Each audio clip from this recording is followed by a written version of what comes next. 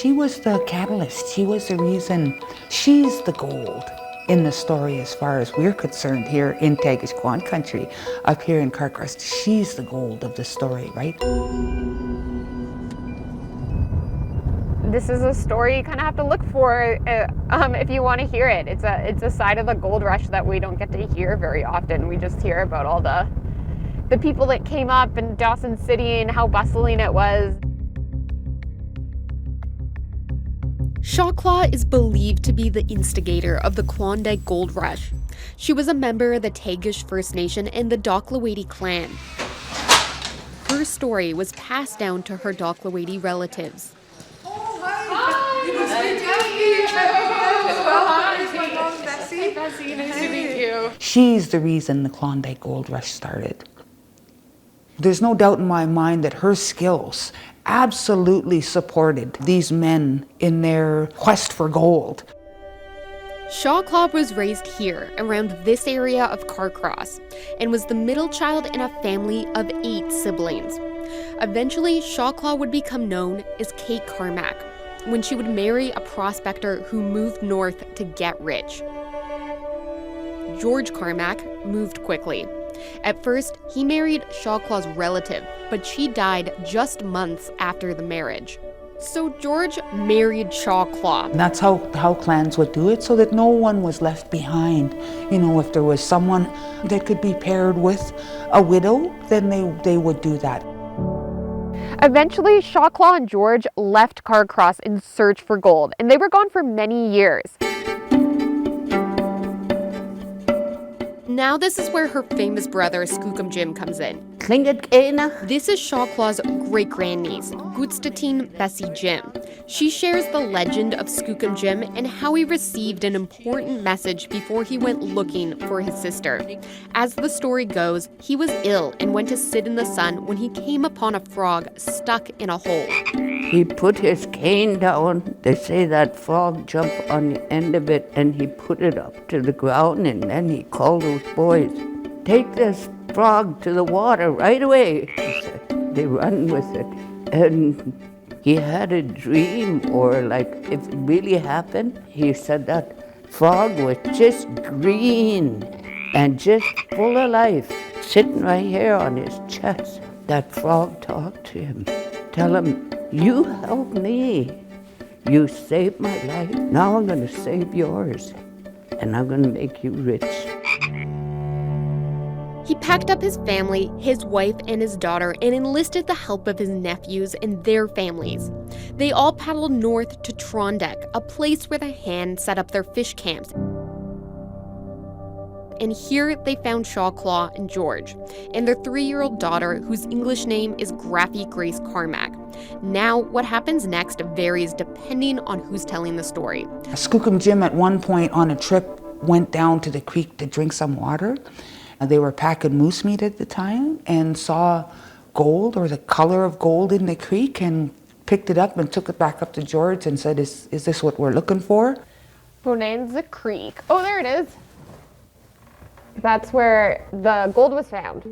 But for most of history, it was told that George found the gold. Author Deb Van Oss wrote a book on Shawclaw and said there is proof George didn't find it. Folks down there looked into the archives and found an unpublished account that George himself had said to a local person that the exact same story about Jim finding the gold when they went moose hunting. But for his entire life, he let people think he had found it himself. George's nickname was Lying George. He told Skookum Jim and his nephews that Indians weren't allowed to register discovery claims. In 1896, George filed the discovery claim for himself, which granted him 2 claims on Bonanza Creek. Skookum Jim and his nephews each got 1 claim. These 4 Tagish people traveling with George, all 5 of them, to me, were the original discoverers of gold, of the Klondike Gold Rush. Now, here's a but, and it's a big one. If you were to visit the McBride Museum in Whitehorse, they say Shawclaw discovered the first gold nugget. Either way, everyone got very rich. Newspapers published accounts of Shaw, Claw, and George throwing gold coins out the window of the Seattle hotel, while people on the streets brawled for the money. Skookum Jim and Dawson Charlie could be seen laughing from their hotel room windows. Stories like this are celebrated by James, who says the American newspapers often didn't understand Shaw Claw's cultural teachings to share what you had. You're wealthy, rich, and an amazing leader if you give it all away. That's a part of our clan way. You aren't rich unless you can give it away. Shaw Claw and George would make an estimated $1 million from their gold claim. The family made their way through the U.S. to California, where George was from and his sister lived. George's sister didn't like Kate very well, right? And I couldn't imagine what that must have been like for Shaw Claw to live in this woman's house.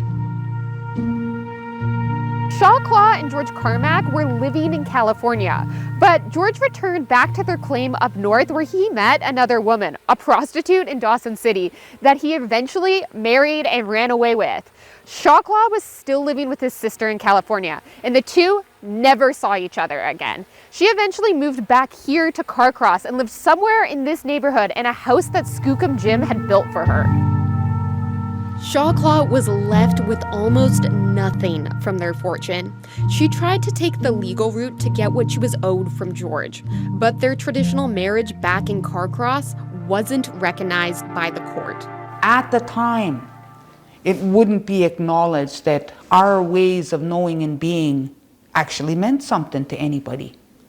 Today, I think they would. Skookum Jim, Dakhlawedi house in Carcross. Shaw Claw's family still had quite a bit of wealth. It came from Skookum Jim and her nephew's claims. But there's been a deep separation in the family ever since.